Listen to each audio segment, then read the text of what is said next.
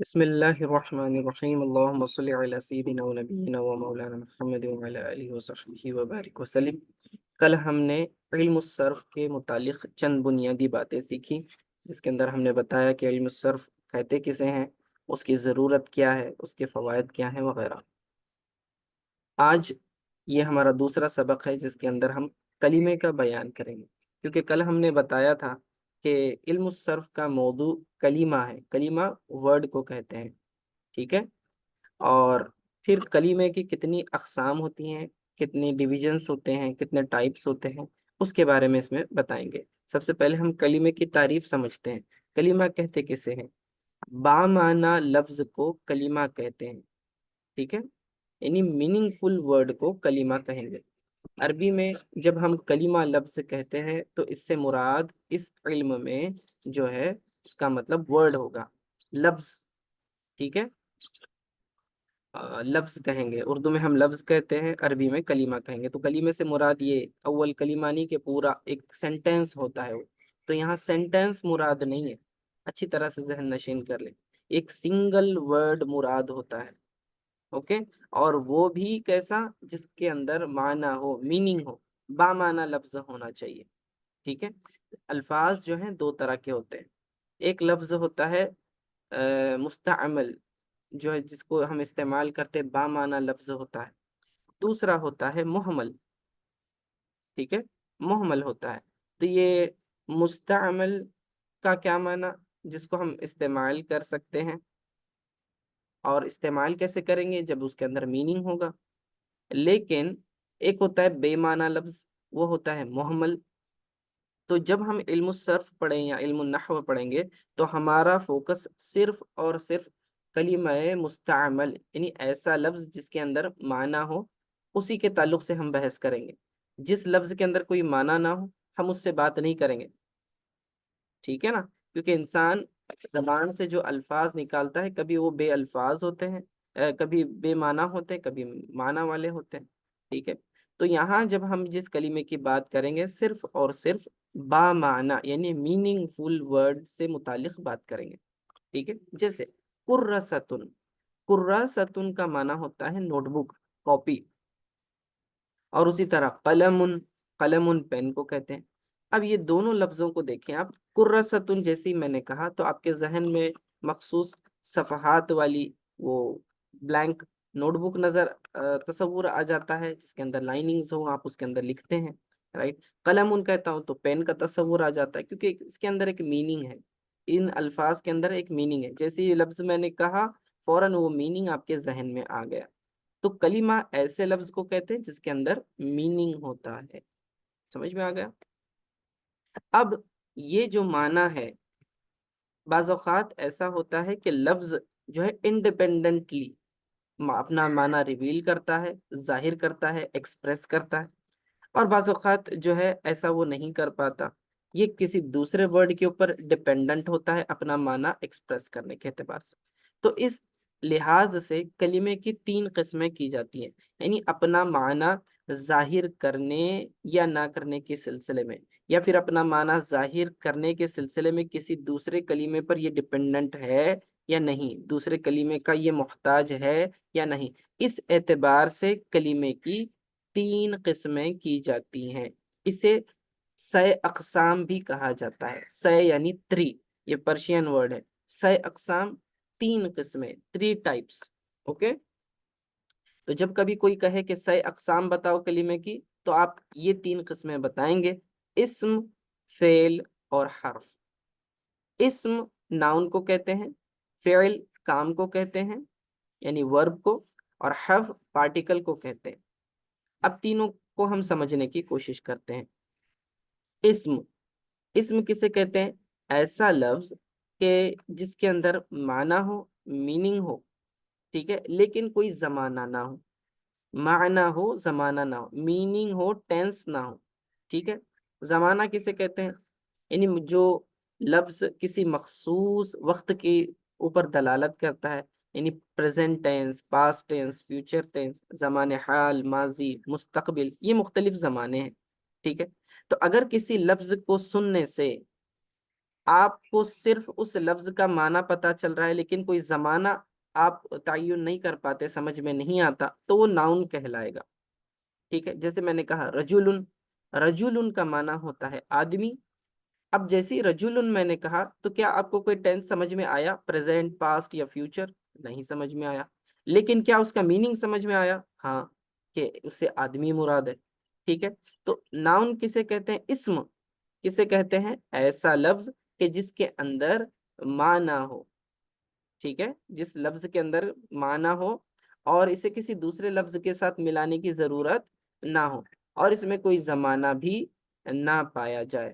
تو رجل، علم، کرسی، ٹھیک ہے؟ یہ سارے کیا ہیں؟ اسم ہیں۔ تعریف سمجھ میں آ گئی اسم کی؟ اسم وہ کلمہ ہے جس کا معنی اس لفظ سے ہی سمجھ میں آ جائے، کسی اور لفظ کے ملانے کی ضرورت نہ ہو اور اس میں کوئی زمانہ نہ پایا جائے۔ اب دوسری قسم ہے فعل کی۔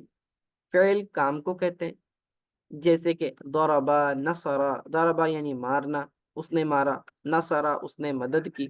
اب یہ کلمے کی طرف دیکھیں، یہ بھی ایک سنگل ورڈ ہے، ٹھیک ہے نا؟ یہ بھی ایک سنگل ورڈ ہے، ضربا، نصرا۔ تو اب فعل کی تعریف سمجھو پہلے۔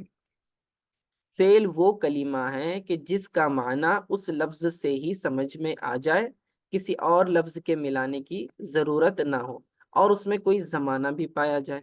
اب اسم کے مقابلے میں اس میں ایک ایڈیشنل چیز ہے اور وہ کیا ہے؟ زمانہ، یعنی اس کے اندر معنی بھی ہے، زمانہ بھی ہے۔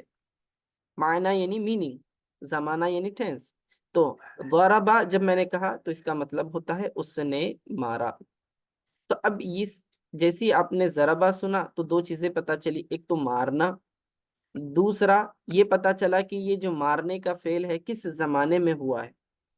تو اس نے مارا یہ پاسٹ ٹینس ہے، زمانے ماضی، گزرا ہوا زمانہ، ٹھیک ہے؟ تو آپ کو ایک ہی لفظ سے دو باتیں پتا چلی، ایک تو میننگ بھی سمجھ میں آ گیا، دوسرا آپ کو ایک زمانہ بھی سمجھ میں آ گیا، ٹھیک ہے؟ نصرا اس نے مدد کی، دیکھیں یہاں بھی آپ کو مدد کرنا یہ ایک میننگ سمجھ میں آ گیا۔ دوسرا، یہ مدد کرنے کا جو کام ہوا ہے یہ ماضی میں ہوا ہے، پاسٹ میں ہوا ہے، تو اس سے پاسٹ ٹینس بھی پتا چل رہا ہے۔ تو اس اعتبار سے نصرہ کیا ہے؟ فعل ہے، ضربہ کیا ہے؟ فعل ہے۔ عام الفاظ میں انگلش میں جب ہم کہیں گے تو ورب، سمجھ میں آ گیا فعل؟ اب تیسری قسم کی طرف آتے ہیں کلمے کی۔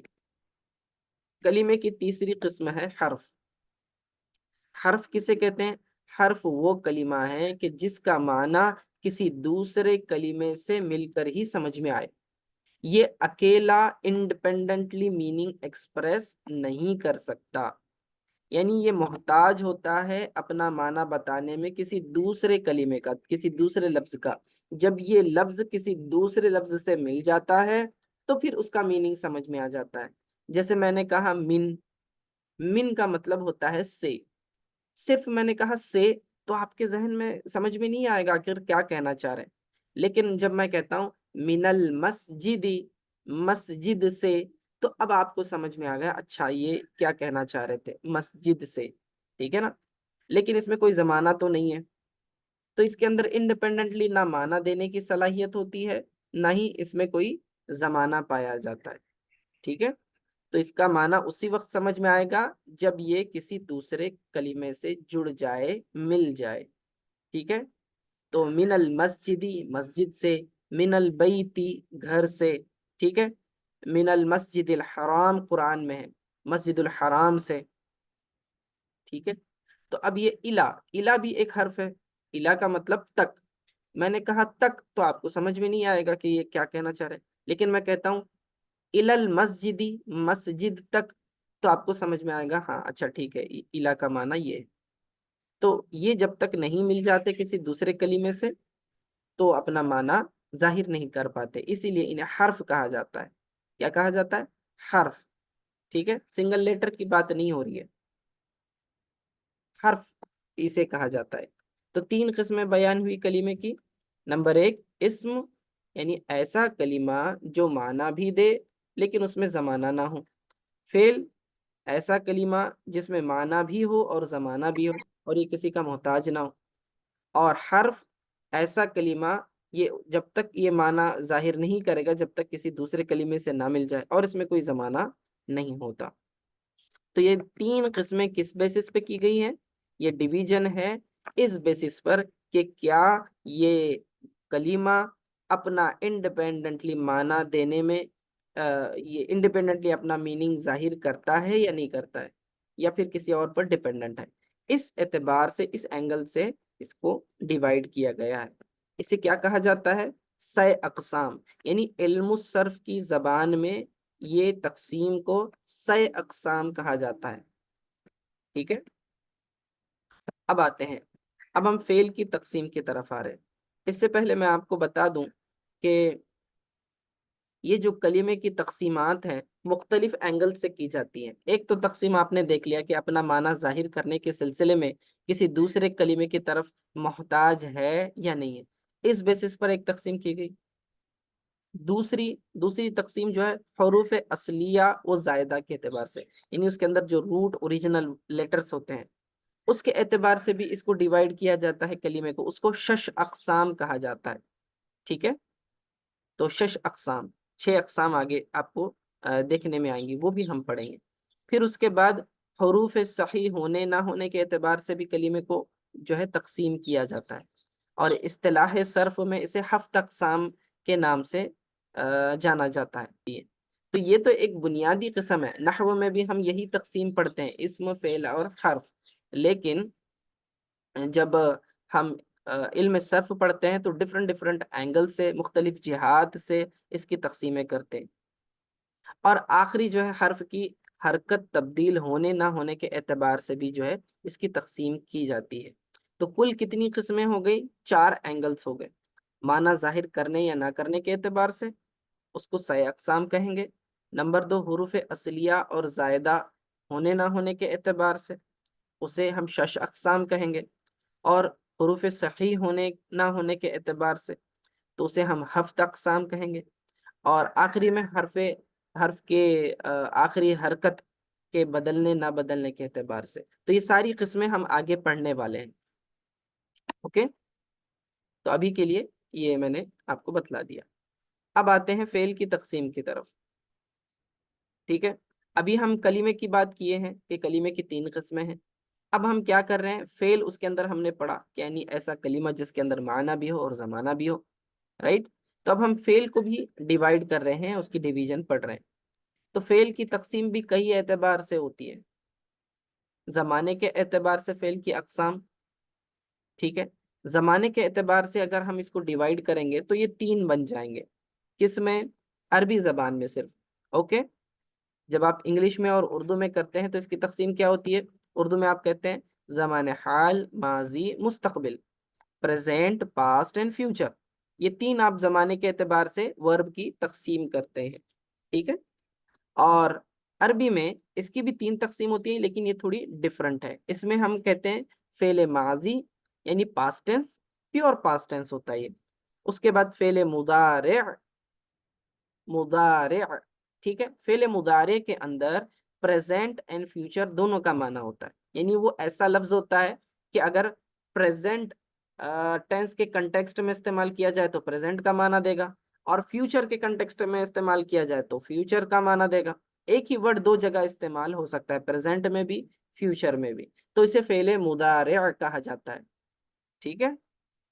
اور تیسرا ہوتا ہے فعل امر۔ فعل امر کسے کہتے ہیں؟ جس کے اندر کوئی آرڈر دیا جائے، کوئی حکم دیا جائے، یعنی کوئی کام طلب کیا جائے۔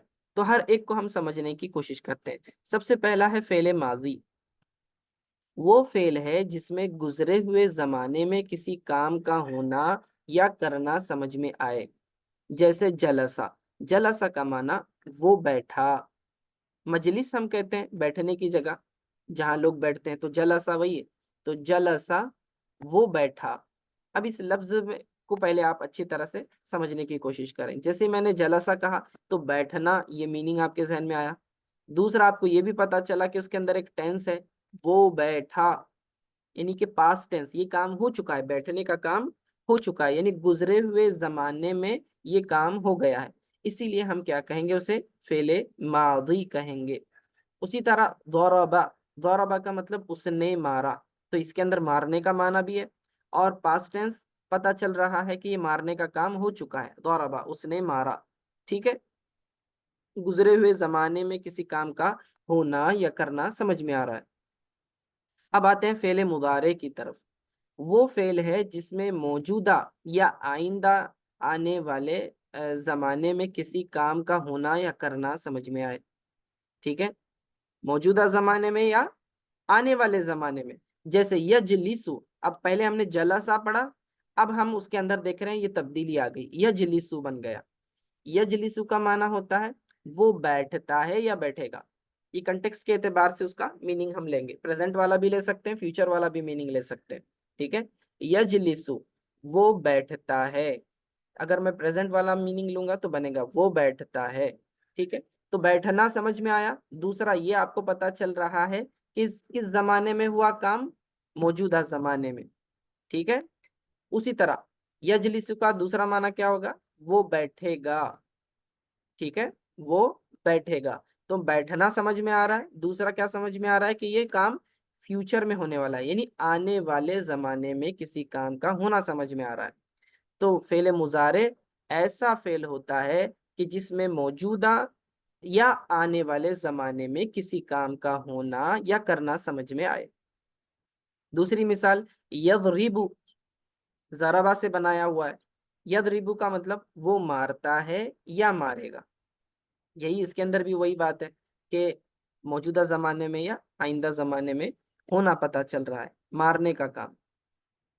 تیسری قسم ہے فعل امر۔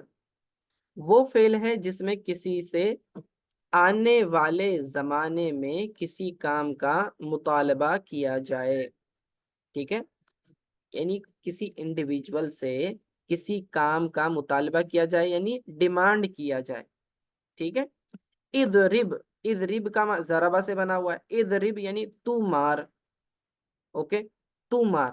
اب یہاں حکم دیا جا رہا ہے، آرڈر دیا جا رہا ہے، ٹھیک ہے، یعنی کہ انڈائریکٹلی یہ ایکسپیکٹ کیا جا رہا ہے کہ سامنے والا یہ کام کرے، اضرب تو مار، ٹھیک ہے، تو یہ فعل امر کہلائے گا۔ اسی طرح اکتب تو لکھ، اعلم تو جان لے، تو سمجھ لے، ٹھیک ہے۔ تو اب ان تینوں الفاظ میں، یہ جو تینوں کلمے ہیں، ان میں کسی سے آنے والے زمانے میں کسی کام کا مطالبہ کیا جا رہا ہے، ٹھیک ہے۔ اضرب تو مار، ابھی یہ مارنے کا کام ہو گیا کیا؟ نہیں ہوا ہے۔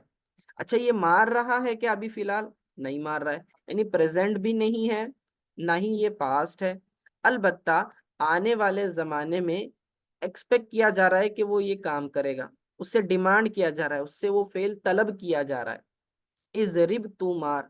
تو اسے ہم دوسرے ورڈز میں ہم کہہ سکتے ہیں کہ حکم، کسی کام کے کرنے کو کہنا، ٹھیک ہے، حکم فعل امر کہلاتا ہے۔ تو خلاصہ کلام کیا ہوا، ہم نے فعل کی تین قسمیں پڑھی ہیں زمانے کے اعتبار سے، اور وہ کون سی ہیں؟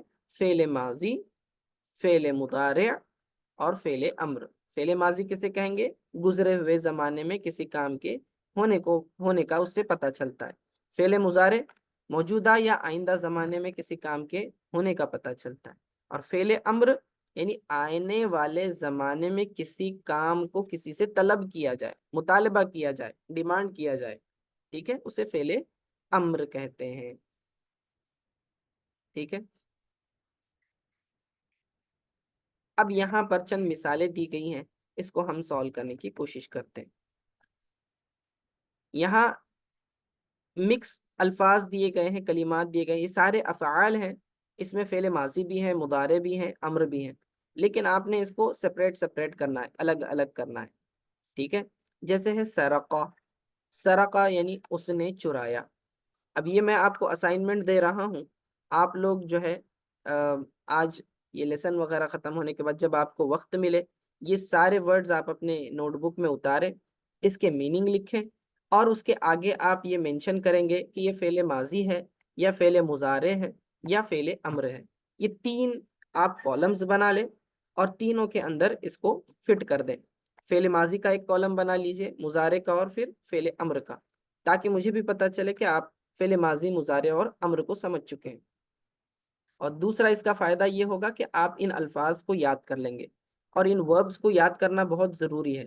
ہر لیسن میں جو بھی ورڈ آپ کو نظر آئے گا اسے آپ نے یاد کرنا ہے. ٹھیک ہے، تاکہ آگے آپ کو دشواری نہ ہو. سرقا، سرقا کا معنی اس نے چرایا. اب آپ نے بتانا ہے کہ یہ فعل ماضی ہے، یہ فعل مضارع ہے یا فعل امر ہے. اس نے چرایا، سرقا، اس سے پتا چل رہا ہے کہ کام ہو چکا ہے، ماضی میں، پاسٹ میں یہ کام ہو چکا ہے، تو یہ فعل ماضی کہلائے گا. اسی طرح ابسط، تو پھیلا. ٹھیک ہے، آپ پھر اس کو کلاسیفائی کریں. دیکھیے، یرجعو، وہ لوٹتا ہے یا لوٹے گا. اطلب، تو طلب کر. ربطا، اس نے ملایا. یضحک، وہ ہنستا ہے یا ہنسے گا. ینزل، وہ اترتا ہے یا اترے گا. یأخذ، وہ لیتا ہے یا لے گا. قربا، وہ نزدیک ہوا. یمنع، وہ روکتا ہے یا روکے گا. اذهب، تو جا. یلبس، وہ پہنتا ہے یا پہنے گا. اب یہ سارے افعال آپ نے اپنے نوٹ بک میں لکھنا ہے، اور کلاسیفائی کرنے کے بعد آپ واٹس ایپ پہ مجھے میسج کر دیں. اس کی جو ہے فوٹو آپ بھیج دیں، میں اس کو کریکٹ کر لوں گا. ٹھیک ہے.